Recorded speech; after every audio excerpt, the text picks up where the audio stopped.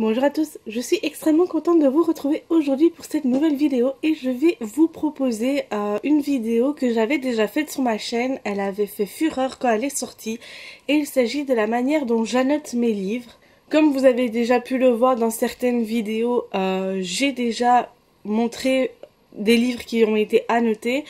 D'autres livres pas, ça dépend en fait, ça dépend le feeling que j'ai avec le livre. Si je sais que c'est un livre que je vais adorer, je vais mettre des annotations, et si je sais que c'est un livre que je vais, bon, apprécier mais sans plus, je n'en mets pas.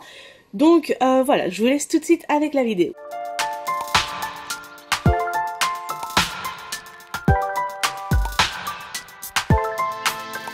Donc c'est une vidéo que j'avais déjà faite sur ma chaîne il y a quelques temps, je vous la mets dans le petit i ici si je ne dis pas de bêtises. Et donc j'avais envie de la refaire parce que il y a quelqu'un d'entre vous qui m'a dit que le son n'était vraiment pas bon du tout dans cette vidéo. Et c'est vrai que quand j'ai été la regarder à nouveau, j'ai remarqué que le son était vraiment pourri. Donc je me suis dit que j'allais la recommencer. En plus de ça, maintenant, mon style d'annotation a totalement changé de l'époque. Donc avant, je me contentais simplement de mettre des post-it là où j'avais besoin d'annoter des choses, une phrase que j'appréciais, quelque chose comme ça. Je mettais un petit post-it en fonction, enfin la couleur en fonction de ce que j'avais envie de mettre. Mais c'est vrai qu'après, je me suis dit, oui mais comment tu vas faire pour te souvenir de quelle couleur est pour quel sentiment, quelle couleur est pourquoi. Donc je me suis dit, je vais un petit peu changer. Et donc maintenant, à chaque fois que je lis un livre que j'adore et qui me plaît et qui me prend, maintenant j'ai cette petite pochette toujours avec moi. Et dans cette petite pochette, donc vous pouvez voir, elle est bien remplie. Qu'est-ce qu'on y retrouve? On retrouve donc un petit paquet de post-it comme ceci que j'aime pas spécialement plus que ça, mais je ne les utilise pas pour les mettre dans mon livre. Non, je les utilise pourquoi? Pour en fait, en réalité, j'ai un gros bloc de post-it comme ceci que donc je mets les couleurs donc des post-it d'ici, je les mets là. Et à côté, je note donc la couleur à quoi correspond. Donc par exemple là ici maintenant, la couleur verte pour le livre que je suis en train de lire, c'est des épisodes qui peuvent être tellement réels. C'est des phrases qui sont tellement vraies quand elles sont dites que c'est des phrases qui sont oui voilà, c'est des phrases qui sont tellement vraies. Et donc voilà, là les différentes couleurs, je vais noter après à côté c'est pourquoi. Et ça, après, une fois que j'ai fini, je la décolle et je la colle en première page de mon livre en fait. Hein. Dès qu'on l'ouvre, je le mets là. Et donc après, j'ai encore également changé quelque chose. Avant, je n'écrivais pas du tout dans mes livres, mais vraiment pas du tout. Mais ces derniers temps, je sais pas pourquoi, j'ai commencé à souligner en fait les phrases qui me plaisaient, à écrire sur le côté mon ressenti, mes pensées et tout ça, mais bien sûr je ne le fais pas au stylo, je ne le fais pas avec quelque chose d'autre qu'un crayon, oui comme vous pouvez le voir, donc c'est un simple crayon avec ma petite règle qui me suit toujours donc dans mon petit sac. Donc ça c'est vrai qu'en ce moment c'est devenu un petit peu indispensable. Et donc qu'est-ce qu'il y a d'autre? Donc ça c'est le petit paquet de post-it que je mets dans mes livres. Ceux-là je les préfère mieux, pourquoi? Parce que comme vous pouvez le voir, donc quand on les détache, je sais pas, oui voilà. Donc là on a vraiment le côté transparent et alors le côté coloré. Moi c'est ça qui me plaît vraiment plus. Je sais pas pourquoi avec les autres j'aime pas trop les mettre dans mon livre.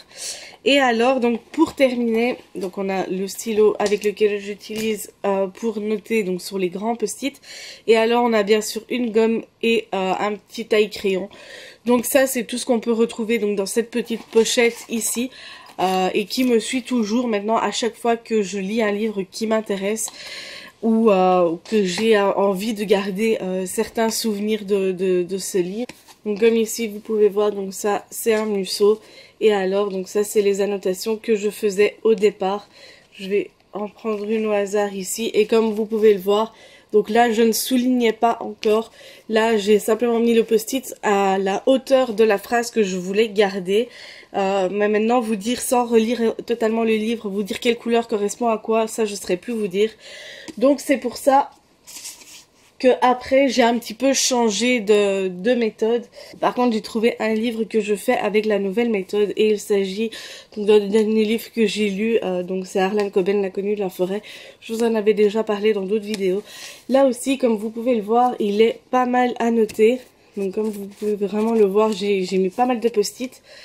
Et alors là, j'ai fait encore autre chose. Donc là, comme vous pouvez le voir, là j'ai donc souligné la partie que je voulais garder. Avec en première page donc le grand post-it avec noté quelle couleur et pourquoi. Et donc ça, maintenant, c'est à quoi ça ressemble à un livre que je lis et que j'annote. Maintenant, il y a des fois aussi des passages où j'écris mon ressenti, j'écris ce que j'en pense. Je sais pas si je l'ai fait dans celui-là, mais je sais que dans un des contes interdits que j'ai lu, il s'agit de La Reine des Neiges. Quand je l'ai lu, j'ai remarqué qu'il y avait quand même pas mal de livres en québécois, enfin canadien québécois. Et donc c'est vrai que c'est quelque chose qui m'a, je vais pas dire un peu dérangé, mais en même temps, comme je comprenais pas certains mots, bah, j'avais mon téléphone à côté de moi et je cherchais la traduction. Et donc là, je soulignais le mot et je l'écrivais dans le livre même, la définition de ce mot. Comme ça, je m'y perdais pas. Et aussi, si je retrouvais ce mot un peu plus tard que j'avais pas gardé en mémoire ce que c'était, je retournais donc précédemment dans le livre pour voir un petit peu ce que ça voulait dire. En même temps, ça permet d'apprendre aussi encore un peu plus une langue ou autre chose encore. Hein. Donc voilà. Je pense que maintenant cette vidéo est maintenant terminée. J'ai tout dit, je pense, sur la manière dont j'annote mes livres maintenant. Comme vous pouvez le voir, elle a quand même pas mal changé depuis le début. Maintenant, ce qui me permet de quand même m'y retrouver un peu plus, donc c'est quand même les post-it comme ceci. Et alors aussi le fait de souligner la phrase que je voulais garder en mémoire. Vraiment, ça peut être des phrases, ça peut être des paragraphes, ça peut être vraiment n'importe quoi.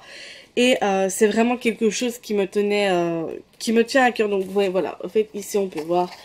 Donc là, j'ai noté certaines choses, j'ai noté qui je pensais était le coupable. Et je pensais, ouais voilà, donc je note aussi un petit peu en même temps ce que je ressens, ce que j'en pense. Ici, donc j'avais noté que mon ressenti à moi vis-à-vis du coupable et des choses comme ça. Je le fais toujours au crayon, pourquoi? Parce que je me dis au crayon, c'est toujours plus facile de l'effacer après si je veux, par exemple, maintenant me débarrasser de ce livre. Je verrai bien. Maintenant, je le fais pas dans des livres où je sais très bien que c'est des livres que je vais lire une fois et puis je vais revendre. Mais je le fais vraiment dans des livres que je sais que je vais garder dans ma propre bibliothèque, dans ma propre collection. Maintenant, voilà, c'est vrai qu'il y a des choses quand même, il y a des fois des pensées, des choses comme ça, que par exemple maintenant si je prête le livre à ma maman, eh ben je vais les effacer, ça c'est sûr, parce que voilà, c'est quand même mon ressenti à moi de ce livre et non pas le sien. Donc voilà, j'espère que cette vidéo vous aura plu. Comme vous avez pu le voir, donc elle a quand même pas mal changé ma méthode d'annotation par rapport à la première vidéo que j'avais faite. Je sais que c'est une vidéo qui vous avait beaucoup plu, c'est une vidéo les plus regardées sur ma chaîne. Et donc voilà, je m'étais dit pourquoi pas vous faire un petit update de ma manière d'annoter mes livres, parce qu'elle a quand même pas mal changé. Donc voilà les amis, j'espère que cette vidéo vous aura plu. N'hésitez pas à me laisser un petit commentaire pour me dire si vous aussi vous annotez vos livres ou pas. N'hésitez pas, ça me fait toujours énormément plaisir de vous lire. Sur ce, bah moi je vous dis à la prochaine pour une nouvelle vidéo. Bisous.